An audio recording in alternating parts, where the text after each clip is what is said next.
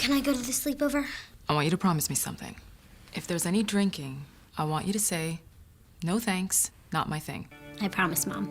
They really do hear you. Did you pack your toothbrush? For tips on how to start the talk, visit underagedrinking.samhsa.gov. Mitch McConnell is the United States Senate Republican leader. He is the longest-serving Senate Republican leader in American history, unanimously elected to lead his conference 8 times since 2006.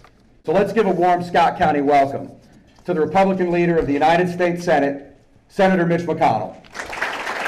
We have some really big differences with the Democrats, but I think it's always important to look for things you can do to make some progress for the country, even if you have very large differences. Think of a football field.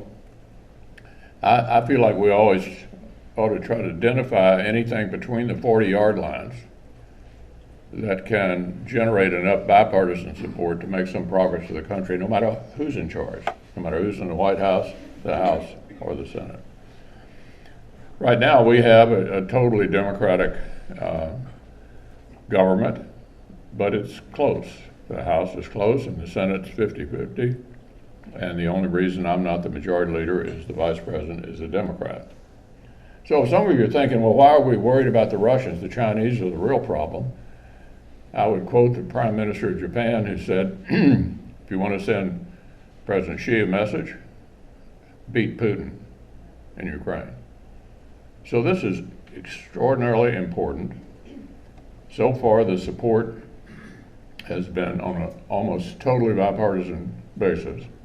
And the one fear I have is that we'll all just kind of lose interest here over a period of time. It's important not to lose interest. It's important to win. I mean, we saw between the November 3rd and January 20th changing of one administration for another.